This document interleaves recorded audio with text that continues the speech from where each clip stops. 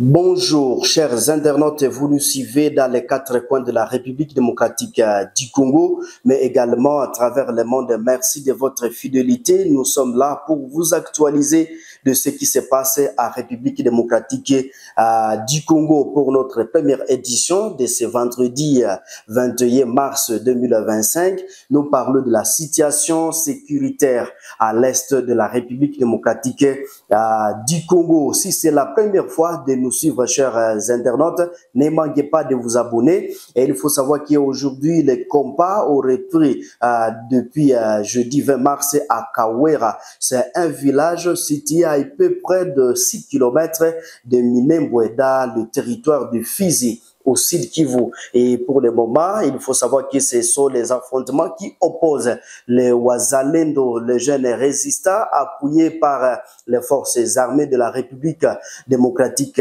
du Congo contre une coalition de Twirwaneho Android, Red Tabara, alliés donc à l'alliance Fleuve Congo M23 qui sont appuyés par l'armée rwandaise. Chers internautes, il faut savoir que Kawera est situé dans le secteur de Lulenge, groupement Basimunyaka, c'est dans la partie sud de Fizi. Ces affrontements reprennent quelques jours seulement après la mort de Ebwela Mutetezi. C'est un grand leader de Wazalendo de Fizi, tué par un autre groupe Wazalendo dans le territoire de Fizi, au Sud Kivu. Chers internautes, il faut savoir que la situation sécuritaire est toujours tendue dans cette partie. Et donc, après la mort de grand Muzalendo Ebwela Mutetezi qui a été tué, et il a été d'ailleurs inhumé hier, et nous vous proposons de suivre cet extrait lors de son inhumation. Et tous les Wazalendo étaient en tout cas mobilisés, même la population mobilisée, et lors de l'enterrement en tout cas de ces vaillants et Muzalendo dans les territoires de Fizi. Suivez.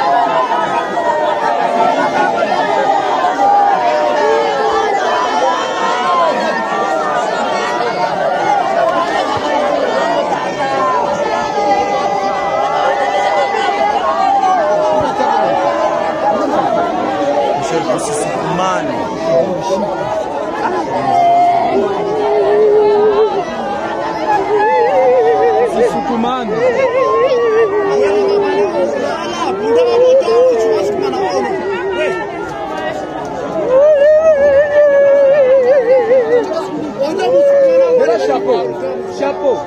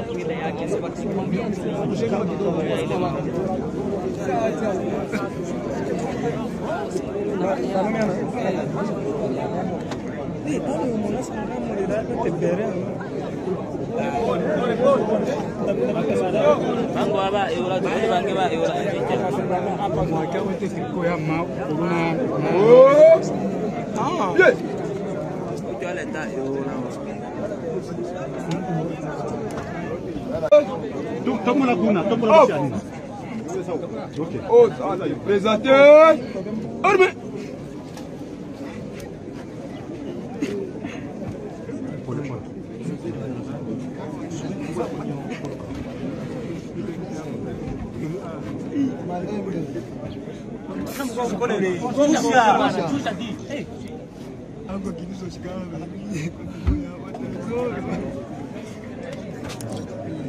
Armo.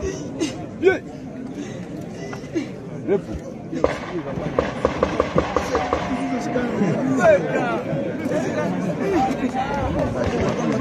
Chers internautes, la situation sécuritaire est toujours tendue dans la province du Sud Kivu. La population vit dans une psychose qui ne dit pas son nom. L'axe Bukavu-Nyatende-Nyangezi est toujours sous contrôle des rebelles du M23 alliance Fleuve Congo après une tentative de récupération initiée par les Wazalendo. Donc l'après-midi du lundi du 7 mars 2025. Il faut savoir qu'il y a des violents affrontements opposés ces deux cas sur la route numéro 5 à Nyatende, Toyota et Nyangezi. Où il faut savoir qu'un civil a été tué, 5 morts du côté des jeunes résistants Wazalendo, paix à leurs âmes. Il faut savoir que des motos, donc disons 7 morts dans le rat de rebelles du M23, aussi un civil blessé et un élément de M23 blessé et 2 véhicules du M23 endommagés selon nos sources sur place. Depuis mardi 18 mars 2025, il faut savoir que le M23 a renforcé ses effectifs à Nyangezi depuis donc la ville de Bukavu. Il faut savoir qu'un mouvement important de déploiement a été observé. Et par ailleurs, chers internautes, il faut savoir que la ville de Bukavu est devenue invivable suite à la recrudescence de l'insécurité dans plusieurs coins. Une situation qui crée une psychose totale au sein de la population. Il faut savoir que qui ne sait plus à quel se vouer, rapporte Josué Kayeye Akonkwa, un ancien acteur de la société civile au sud Kivu. Rappelons que les personnalités du M23 AFC ont été sanctionnés par l'Union européenne, décision saluée par Kinshasa qui plaide pour des sanctions plus robustes.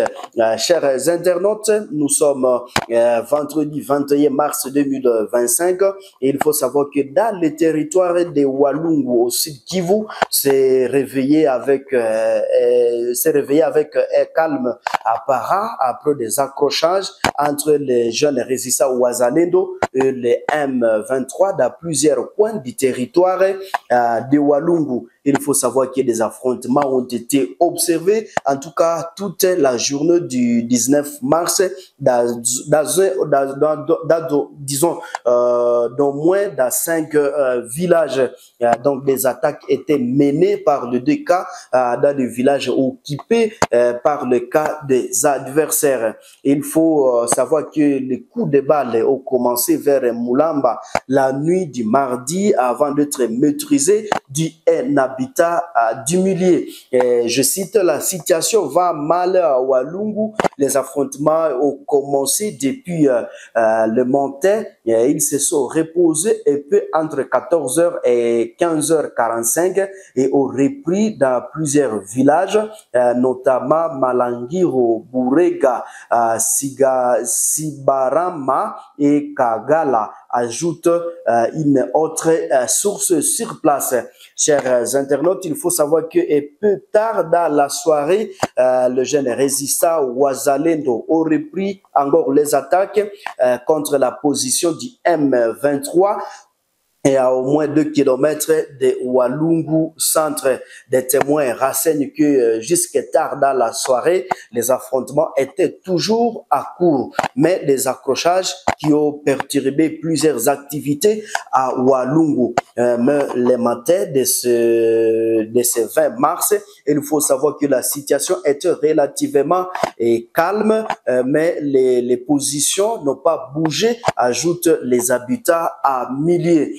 Chers internautes, parlons un peu de la situation sécuritaire dans le territoire du Rumo à Nituri. Il faut savoir que les affrontements entre les miliciens de la Codeco et les forces de l'UPDF, donc de l'Ouganda, auraient pris de l'ampleur mercredi 19 mars 2025. Il faut savoir que dans la région de Fataki, située à environ 80 km au nord-est de la ville de Bunia, dans les territoires de Djougou. Il faut savoir qu'il y a des combats qui ont débuté mardi 19 mars pour des raisons encore inconnues et ont causé d'importants dégâts collatéraux touchant même à la fois le belligérant et la population civile. De la violence, disons donc, chers internautes, la violence des affrontements a perturbé la circulation sur la route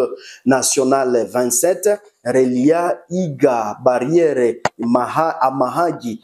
Selon des sources locales, une trentaine de véhicules sont en tout cas actuellement bloqués à Djougou Centre à raison de la situation sécuritaire. Bien qu'il y ait des pertes humaines aient été signalées des côtés, et il faut savoir, il reste difficile d'établir un bilan précis à l'absence de communication officielle de la part des autorités sécuritaires. Chers téléspectateurs, l'administrateur et policier de Djougou a confirmé l'entrée des militaires ougandais sur ce territoire dès mardi, déplorant